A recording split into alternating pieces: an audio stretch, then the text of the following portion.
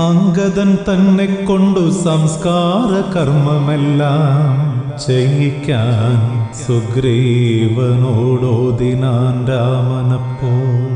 വൈരത്തെ വെടിഞ്ഞിട്ടു താരയും അംഗദനും സുഗ്രീവനോടു ചേർന്നു നിഷ്ഠയായി കർമ്മം ചെയ്തു. സൗമ്യരായേവരും പോയി തർപ്പണം ചെയ്ത ശേഷം സ്നാനവും ചെയ്തിട്ടുടനെത്തിനാരാമാന്തികേ. സുഗ്രീവാഭിഷേകത്തെ ചെയ്തിട്ടു സൗമിത്രിയും എത്തിനാൻ അജലത്തിൽ സോദര സേവയ്ക്കായി. കണ്ണീരും കഥനവും ദീർഘനിശ്വാസവുമായി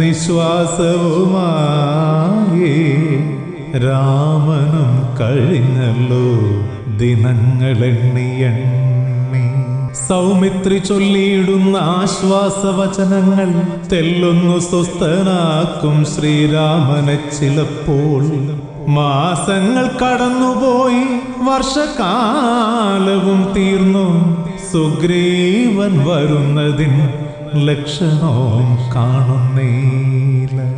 അക്ഷമനായൊരിക്കൽ മാരുതി സുഗ്രീവനോട് അത്യന്തം ഉത്കണ്ഠയോടോദിനാനിപ്രകാരം: നിന്നുടെ ഹിതങ്ങളെ ഒക്കെയും നിറവേറ്റി ശ്രേഷ്ഠനാം ശ്രീരാമൻ എന്നോർക്കുന്നതില്ല നീയും.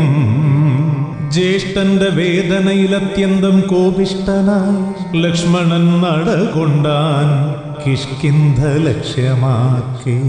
കൺമുന്നിൽ പെട്ടതൊക്കെ തച്ചു തകർത്തുകൊണ്ട് സംഹാരമൂർത്തിയായി എത്തിനാൻ നഗരത്തിൽ.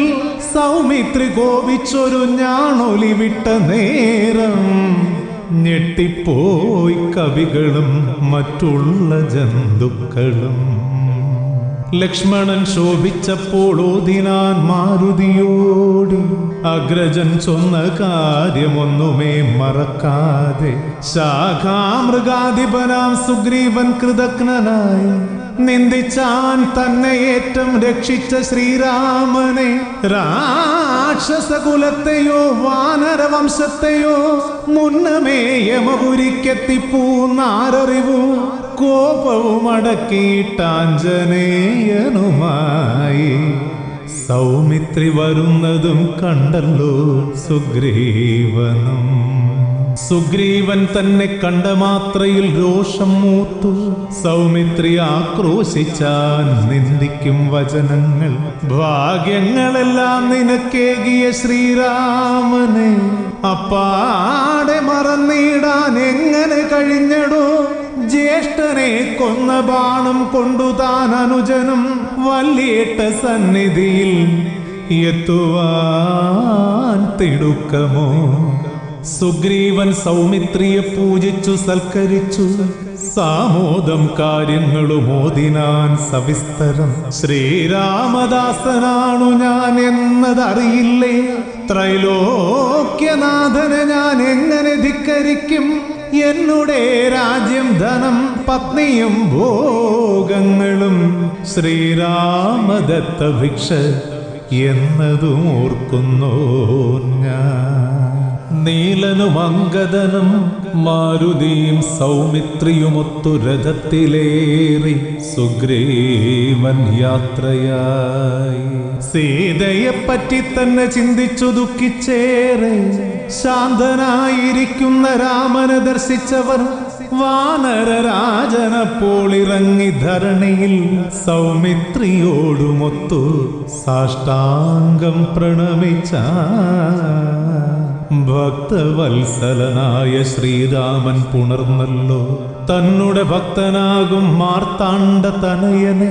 മിത്രമേ സുഖമല്ലേ എന്ന് ചോദിച്ചുകൊണ്ട് തന്നോടു കൂടെ പിടിച്ചിരുത്തി സുഗ്രീവനെ.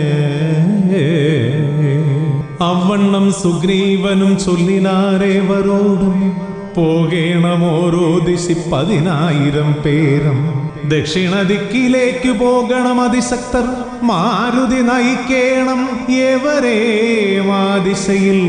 അംഗദൻ ജാമ്പവാനും നളനും വിവിധനും മൈന്ദനം തുങ്കൻ താനം സുഷേണൻ ശരഭനം.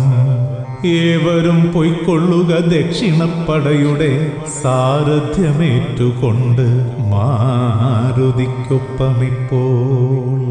ഏവരും യാത്രയാകാറായപ്പോൾ ശ്രീരാമനും മാരുതി തന്നെ വിളിച്ചോദിനാൻ രഹസ്യമായി, എന്നാമം കൊത്തിയതാം മോതിരമിതു നീയും സീതയ്ക്കു കൊടുക്കണം വിശ്വാസം വരുവാനായി.